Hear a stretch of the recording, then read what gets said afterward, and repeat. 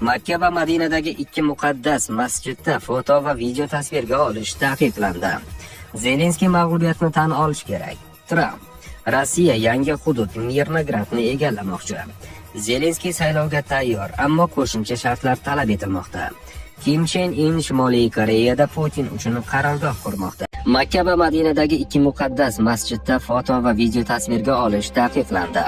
Saudiya Arabistonining Haj va Umra vazirligi Makka va Madinadagi ikki muqaddas masjidda foto va video tasvirga olishni to'liq taqiqlaydi. Bu haqda vazirlikka tayanib Arabiy portal xabar qilgan. Yangi tartibga ko'ra Makkadagi Masjid Al-Haram va Madinadagi Masjid An-Nabaviyda mobil telefonlar, professional kameralar va boshqa yozuv qurilmalari yordamida suratga olish taqiqlanadi. Ma'lumotga ko'ra, ushbu ko'rsatma 2026-yilgi Haj mavsumidan kuchga kiradi.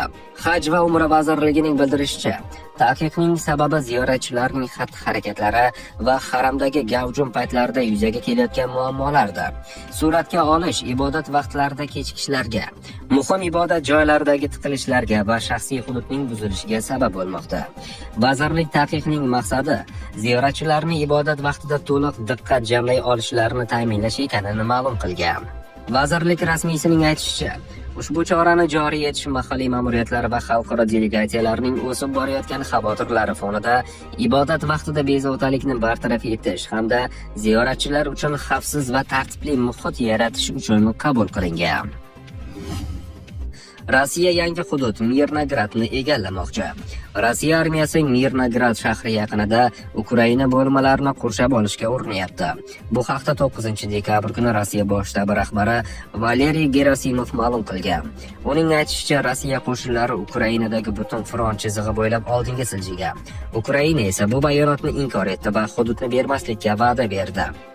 Gerasimov 46 ming kishilik aholi istiqomat qiladigan Mirnograd shahrida Ukraina qo'shinlarini mag'lub etishga buyruq berganini aytgan. Uning qo'shimcha qilishicha, Rossiya Mirnograddagi binolarning 30% dan ortig'ini nazoratga olgan. Shu bilan birga Ukraina Rossiyaning Pokrovsk qulagani haqidagi da'volarni bir necha bor rad etib, harbiylar shaharning bir qismini ushlab turishda davom etayotganini va Mirnogradda rossiyaliklarga qarshi kurashayotganini aytdi. Rossiya hozirda Ukrainaning 19,2%ni, jumladan 2014-yilda anneksiya qilingan Qrim, Lugansk va Donetskning 80% dan ortig'ini, Xerson va Zaporojyening qariyb 75%ni, Kharkov, Sumy, Nikolayev va Dnepropetrovsk viloyatlarining ayrim hududlarini nazorat qiladi. Putin o'tgan hafta Ukraina qo'shinlari chekinmasa, Rossiya Ukrainaning Donbass mintaqasini kuch bilan to'liq nazorat ostiga olishini aytgandi. Kiyev esa buni qat'iyan rad etgan. Zelenskiy saylovga tayyor, ammo qo'shimcha shartlar talab etilmoqda.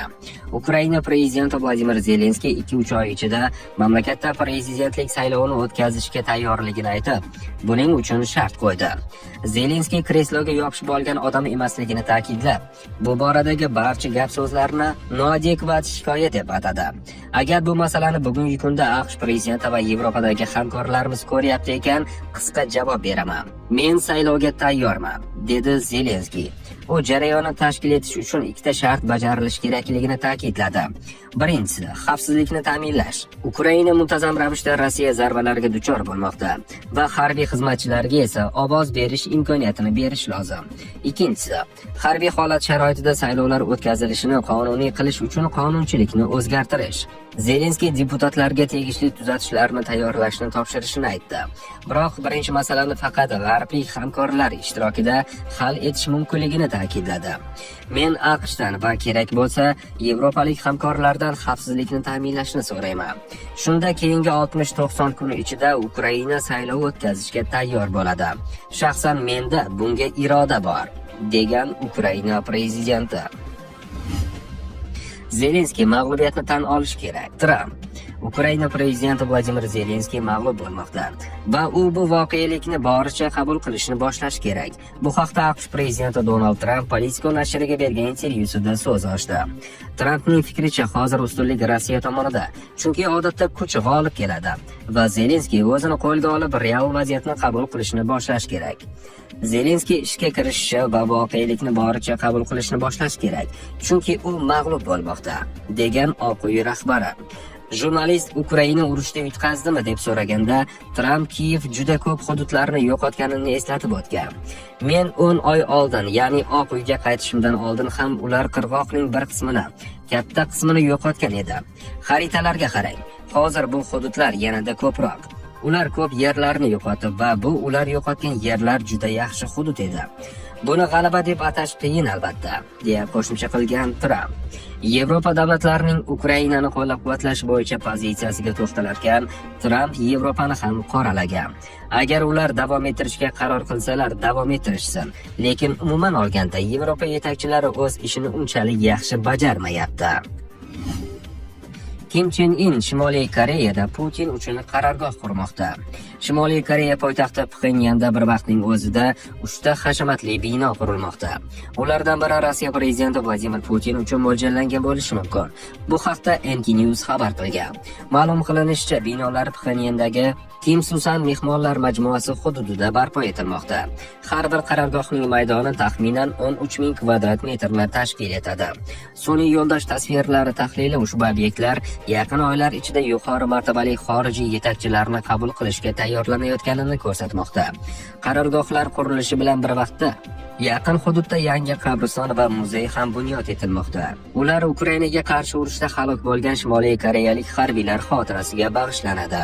Loyiha 2025-yil oktyabr oyi oxirida ishchilar uchun katta qurilish lageri tashkil etilishi bilan boshlangan. Noyabr o'rtalariga kelib esa binolarning bir necha qavati allaqachon qad rostlagan. Hozircha Shimoliy Koreya rasmiylari Kim Chen In bilan uchrashish uchun xorijiy yetakchilar tashrifi haqida e'lon bermagan. Biroq Ukrainadagi urush fonida Shimoliy Koreya va Rossiya o'rtasidagi aloqalar kuchaygani sababli Vladimir Putin yangi rezidensiyaning asosiy ehtimoliy mehmoni sifatida ko'rilmoqda. Ularning so'nggi yuzma-yuz uchrashuvi 2025-yil sentyabrda Pekinda harbiy parad vaqtida bo'lib o'tgan. Shunga o'xshash hashamatli qarorgoh 2019-yilda Xitoy raisi Si Szinpin uchun ham Pxenyanda qurilgan va u atiga 4 oyda foydalanishga topshirilgan edi. Hozirgi qurilish ham juda tez sur'atlarda olib borilmoqda. Bu holat Kim Chen In ushbu loyihani asosiy ustuvor vazifa deb bilayotganini va uni yaqin bir necha oy ichida yakunlash niyatida ekanini ko'rsatadi. Kutilayotgan sammitlar uchun asosiy nomzodlar Vladimir Putin va Si Szinpin. Shu bilan birga AQSh prezidenti Donald Tramp ham oktyabr oyida yangi qarorgohlar qurilishi boshlangan davrga to'g'ri kelgan paytda sanksiyalarni bekor qilish masalasini muhokama qilish uchun Shimoliy Koreyaga tashrif buyurishni taklif qilgan. Ammo Kim Chen In hozircha bu taklifni ochiqcha e'tiborsiz qoldirgan. Mutaxassislar yangi qarorgoh Putin uchun qurilmoqda deb taxmin qilayotgan bo'lsalar-da, diplomatik protokolga ko'ra, navbatdagi Putin-Kim sammiti Moskvada o'tkazilishi kerak. Chunki avvalgi uchrashuv 2024-yil iyun oyida Kim Susan davlat rezidensiyasida bo'lib o'tgan. Ukraina tezroq tinchlik o'rnatilishida manfaatdor. Zelenskiy. Ukraina tez orada AQShga yevropalik hamkorlari bilan yakunlangan Rossiya Ukraina urushini tugatish rejasini yuboradi.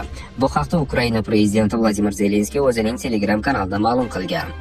Bugun biz muzokara guruhimiz bilan bir kun avval Londonda yevropalik hamkorlarimizning milliy xavfsizlik bo'yicha maslahatchilari darajasida olib borilgan ish natijalarini muhokama qildik. U urushni tugatish rejasining barcha bandlari bo'yicha faol ish olib borilayotganini ta'kidladi.